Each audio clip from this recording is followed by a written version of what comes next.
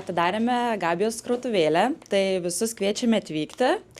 Tai prekiaujame šviežiamis braškėmis. Šiandien kaip tik akcija 4,50 už kilogramą.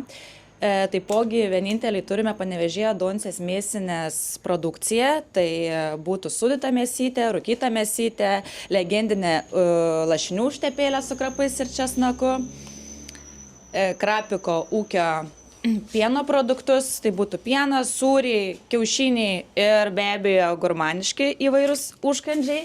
Tai būtų paprikytės sudarytos su fetos sūriu, įvairių spalvų, alyvuogės, su mango padažu, grill alyvuogės. Tai taipogi turime kaimiškos donytės.